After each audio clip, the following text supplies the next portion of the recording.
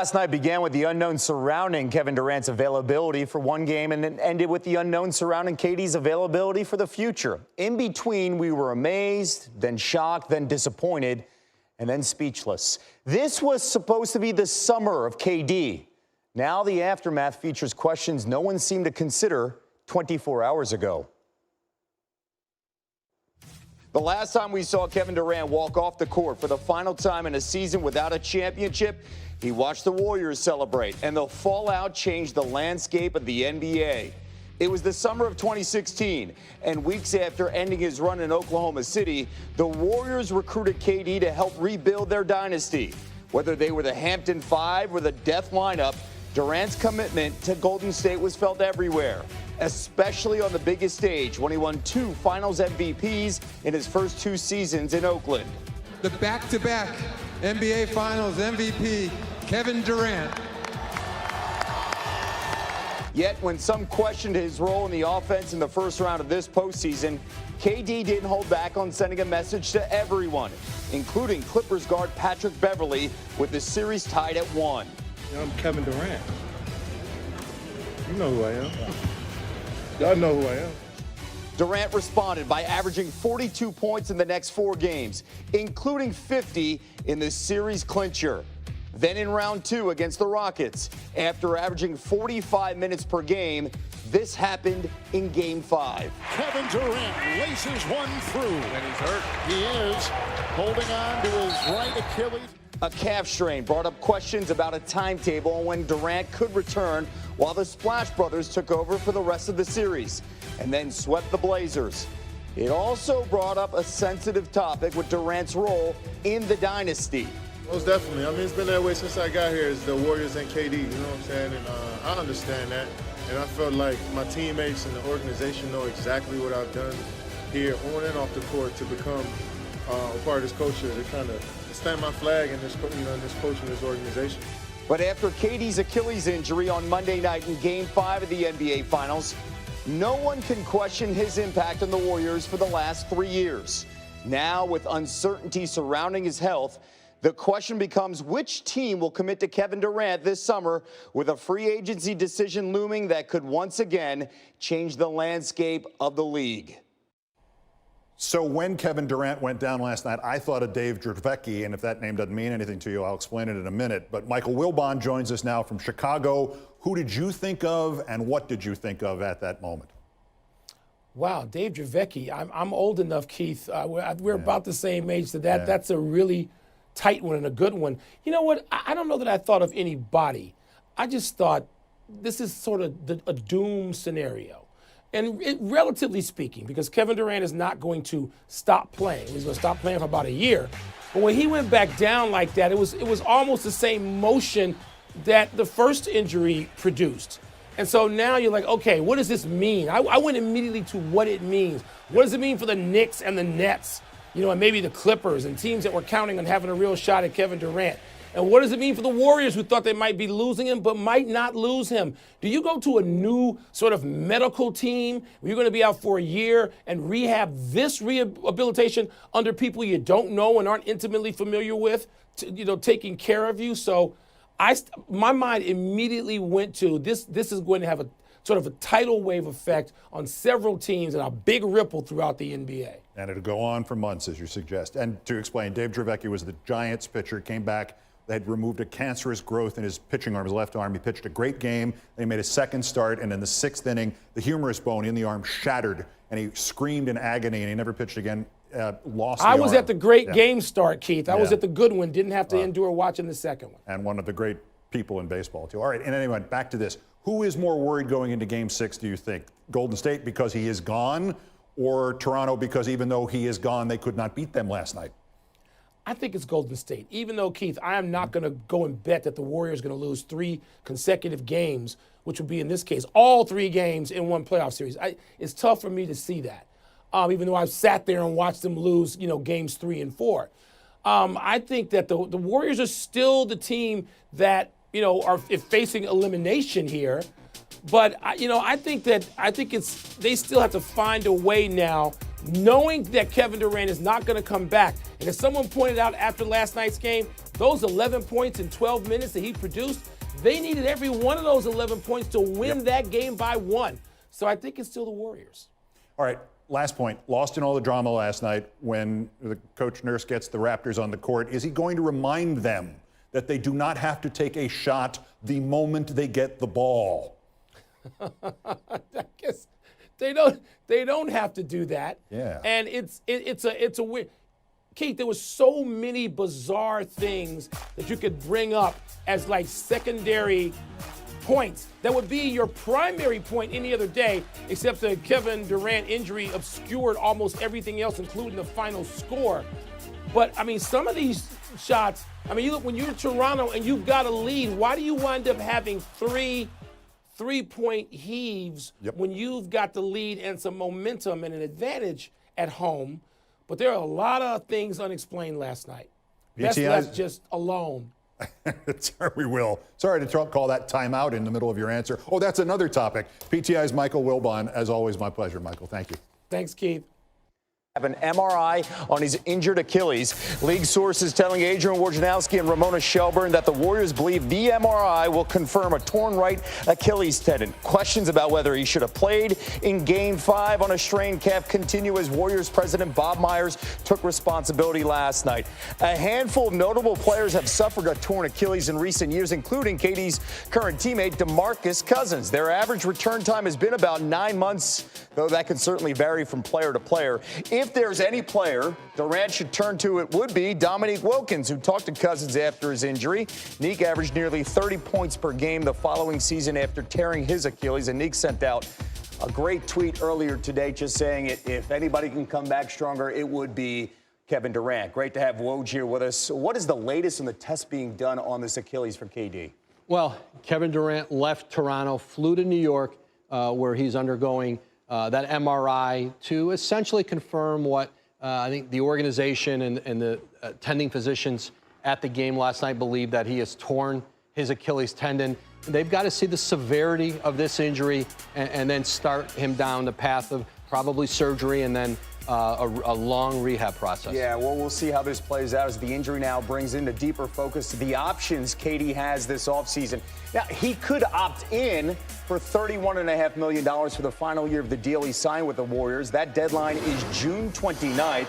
The Warriors could give him $221 million over 5 years. He can get as much as $164 million over 4 years from another team if he becomes a free agent. And that Achilles injury is not insurable, meaning whoever signs him would not get any cap relief if he's out next year. Now, on Get Up this morning, our NBA insider Bobby Marks was asked if teams would consider giving KD the max after last night's devastating injury.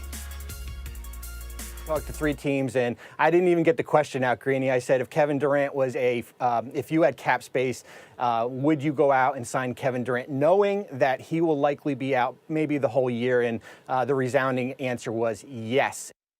Wow. With what Bobby just said, when you look at the impact of this injury and the rest of free agency, as well as the trade market of Anthony Davis, what are you hearing?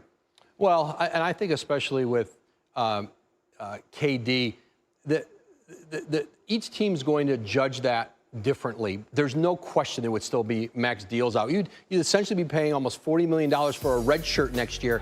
The player in free agency that I think this injury impacts the most is Kyrie Irving, because the thought had been and the conversation had been either Brooklyn or New York is a package deal. Both teams had two max salary slots to sign both of them. But will either the Knicks or the Nets want to take Kyrie Irving as a solo act? I think both organizations saw this ultimately as him bringing Durant or another big wing with him. I think it will be more dicey for Kyrie in free agency with KD essentially, being out next season and teams having to judge this differently. Did it change anything for the Pelicans now as we're 9 days away from the draft with Anthony Davis? They would like to get a deal done before, well before next Thursday's draft. New Orleans is engaged with several teams right now. The Lakers remain aggressive in here to try to get a deal done. Woj, thank you so much. Don't forget to catch Woj along with Jay Williams tonight, 8 p.m. on ESPN2 for our... So, do you really want to take a timeout up 6 with the NBA title 3 minutes away, or do you want to step on the gas right then? Here's the pivotal moment you may recall. 6 or so to go. Raptors down by 2. Kawhi downtown, bang. And then Kawhi Leonard hits a kind of tough shot, a little bit of a bank. Inside, he's got 5 straight points. Then he sizes up DeMarcus Cousins and says, "Boogie this, boogie me." 8 straight points. Then he drives for 10 consecutive points, all part of a 12-2 run when Coach Elvis Costello takes a timeout that he would have lost if he hadn't used it then. It was Elvis Costello. We had 2 free ones that you lose under the 3-minute mark, and we just came across and just decided to give those guys a rest. Okay, Elvis Costello now calls himself Nick Nurse. Steph Curry and Klay Thompson were the ones who benefited from the rest. The 3 from him, and then the 1 from Thompson. Warriors 106-105. Some reaction. Nick Nurse is the reason the Raptors lost last night. And I have a lot of respect for Nick Nurse and the job that he's done. It's not an indictment against his coaching ability. It's just that last night, I found myself at the end of the game looking at him. With 3:05 left, decides to call a timeout and disrupts Kawhi Leonard and the offense. I had no problem with the timeout. Kawhi looked gassed. He looked gassed. And I think that it was really, he was giving them a play out of a timeout. But I think anybody who thinks that timeout was bad, they don't know anything about basketball. You can't call timeout right there. You get a Golden State Warriors a chance to go to the huddle with a championship pedigree. They regroup, then they're back feeling good about themselves. And then late in the game, you have the basketball. Kawhi's up top. That's when you need the timeout. So it's unanimous on in search of lost time outs. We go back to Oracle. Game 6 Thursday night. Raptors try to take their first title, take 2, or the Warriors can set up arguably the greatest comeback in finals history. Our coverage starts, well, it's already started. Officially, it starts with NBA Countdown at 8:30 Eastern, 5:30 Pacific on ABC and the ESPN app. And now the only person you have not heard from on this, someone with his own injury history anyway, Eldrick T. Woods. Said by Steve Kerr. Meanwhile, breaking news in a sports center. The Memphis Grizzlies are hiring Bucks assistant coach Taylor Jenkins as the next head coach. That's according to our Adrian Wojnarowski. Jenkins is the 3rd NBA head coach to come directly off of Mike Budenholzer's coaching staff, including Utah's Quinn Snyder and Brooklyn's Kenny Atkinson. Meanwhile, folks, let's get back to a game last night. David, you watched it. I watched it. Are you with me? So much to unpack, Carrie, from this Game 5. The lasting impact, of course, befell Kevin Durant, who looked great early on. Here's Doris Burke pregame and what concerns the Warriors might have had. Are you concerned at all about long-term re-injury? He said not in terms of Achilles or worsening that calf. He said the worst we think could happen is that he could tweak the calf. But other than that, he's good to go. Well, they missed that one, unfortunately. Early on, it was all good. Less than 2 minutes in, KD first shot is good for 3, and then another. His second shot, good for 3. KD had 11 in the first quarter, 3 of 4 shooting. So all was good early on, and then, unfortunately, the second quarter and the chilling moment when he plans to drive, and immediately you knew something was wrong as he hobbles off and grabs that lower leg. Haunting echoes of the injury back in May were basically the same kind of deal. He's helped up by his teammates, but just a wrenching moment for Kevin Durant, who worked so hard to get back and then has to be helped off the floor. And in a horrible turn, the Raptors fans started cheering and waving goodbye.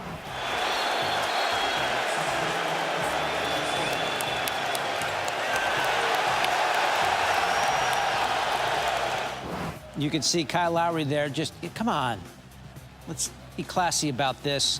And Serge Ibaka the same way. The PA guy had to shush the crowd. They would finally get it turned around. Trash. So trash. But like I said, we only idolize is superstar athletes, not human beings. It's always about what we can do between those lines. That's it. That's all that ever matters. I don't think the fans knew the, significance of the injury. They kind of just seen it went down. And, in this league, we're all brothers. At the end of the day, we're all brothers, and it's a small brotherhood. And, you never want to see a competitor like him go down. Here's a close-up of the right leg. And you see the shudder there. It sort of ripples through his leg. Many have opined that that's the Achilles tearing. An MRI will make that determination later today.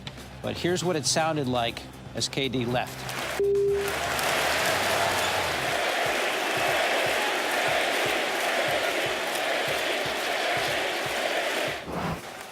The question today is, was KD pressured to come back too soon? Is there blame to be assigned?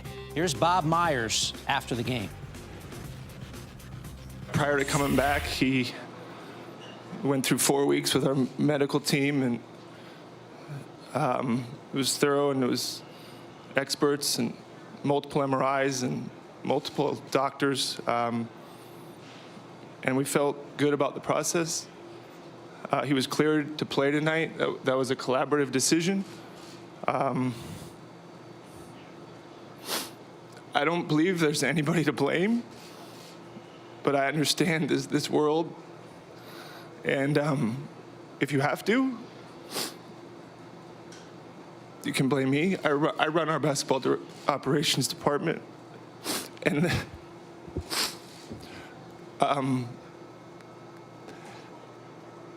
let me tell you something about Kevin Durant. Kevin Durant loves to play basketball, and the people that questioned whether he wanted to get back to this team were wrong. And I'm not here to... He's one of the most misunderstood people. He's a good teammate. He's a good person. It's not fair.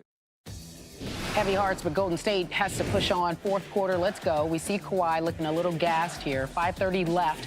2-point lead for Golden State. Andre Iguodala with a miss. Kawhi gets the rebound, brings it down, nails an easy three-pointer right here at the top. Raptors take a 1-point lead. Next possession, same score. Kawhi just goes on a tear here. Waves off the screen, drives with a push off the glass. Back-to-back buckets for Kawhi. So we watch him do what he does. Here he is again, 4:15 left. He has DeMarcus Cousins on a bit of a mismatch, and he just shoots it straight up. Three-pointer. Kawhi, 8 straight points for the Raptors with 3.5 to go. Again, more Kawhi. Drives, hits the mid-range jumper. He cannot miss. Raptors have a 6-point lead, but here's this timeout that everyone continues to talk about. Why did Nick Nurse do that when they had the momentum? Meanwhile, you come out of that tee, Klay Thompson gets it up top, nails this three, cuts the lead to 3. Same score, 1 minute, 30 seconds left to go. Steph Curry right here, and this is really pretty. Steph doing what he does. And he was struggling all second quarter, but he was able to get that. The game is now tied. Just over a minute left. That running in transition, beautiful. Here he is now, give it back to Klay. What does he do? Yeah, he hits a 3. He faked out everyone on that one. The Warriors scored 9 straight points after Nurse calls that timeout, something that we will talk about in a moment with Stephen A. Smith. Now, despite that, Raptors, they had one more chance to get it done. 15 seconds to go. Kawhi double teams. Right here, he comes up, everyone tries to grab him. He should have the ball in the last possession. He gives it to Van Fleet. He gives it to Kyle. Draymond gets a piece of it. He didn't just hit the backboard on purpose. Warriors win just by a point. Fans are shocked. Meanwhile, after the win and an incredible loss by losing KD, here's Steve Kerr. They've accomplished so much over the years, and that doesn't just happen. And it doesn't just happen with talent. There has to be more that goes into it. And it's that fight, that competitive desire that I talked about, and that ability to stay poised under pressure. Win or lose, I don't feel like we need to prove anything anymore. It's just about, can we get the job done or not? And obviously, like I said, tonight was an emotional roller coaster from start to finish, and we have another game to play on Thursday, so we'll be ready for it. But there's no more statements need to be made about who we are as a team and our heart and our competitiveness and whatnot. We want to win this championship. We're going to give everything we got, but I think we're done with, proving people wrong. Steph is done with those old storylines. In fact, he's right. It was an emotional roller coaster. Kevin Durant, immediately after the game, Dub Nation going to be loud as bleep for Game 6. I'm hurting deep in the soul right now. I can't lie. But seeing my brothers get this win was like taking a shot of tequila. I got new life. Laugh out loud. #Dubs. Wow, that had to be tough for him to say. Meanwhile, Stephen A. Smith was there. He joins us last night. Golden State extends the series to Game 6, but it comes with an invaluable loss, as we've talked about all night long and this morning. Your words last night, the series ruined. Why is the series ruined, Stephen A., in your opinion, after you watch KD go down? Well, just for me as a basketball fan, to see a player as great as Kevin Durant, to have the kind of impact on the game that he can have, to see him go down in an NBA Finals game after the way that he was flowing. It would be one thing if he came out hobbled. That would be frustrating enough. But to be gone 5 weeks, 9 straight playoff games, to come back, hit all 3 of his three-point shots, finish with 11 points in the first quarter, be en route to scoring 40 for crying out loud. And we all know that he's capable of doing that in his sleep. For him to go down like that, it just zapped the life out of you. You were sad for him. You were sad for basketball fans everywhere that looked forward to witnessing his greatness.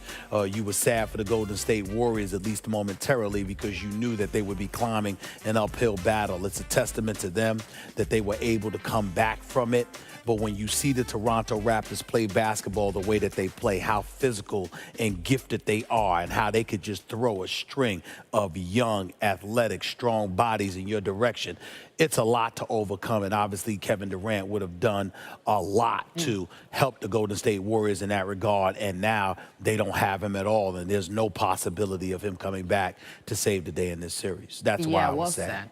Yeah, it's a sad loss for basketball, Stephen A. Well said. Late in the fourth, Raptors start to gain some momentum. Nick Nurse takes a timeout, and I watched you last night on SportsCenter. We're hearing different takes on this. Chuck was on Get Up this morning. He says that timeout was fine. Anyone who disagrees doesn't really know basketball. You said last night that timeout was a huge assist for Golden State. It stalled the rally of the Raptors. Well, what do you feel?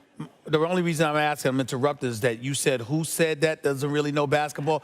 It was Charles Barkley. He said that on Get Up this morning. Okay, Charles. As you know, Charles Barkley is my brother. That's my man. I love him. This is the same Charles Barkley that had the Milwaukee Bucks facing the Portland Trailblazers for the NBA Finals.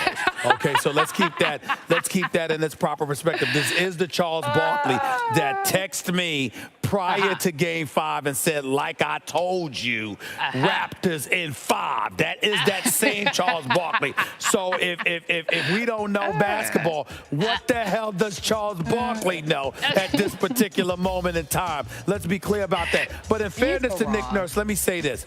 Nick Nurse has done a fabulous job throughout the year and has done a sensational job in the postseason. But I thought he dropped the ball yesterday.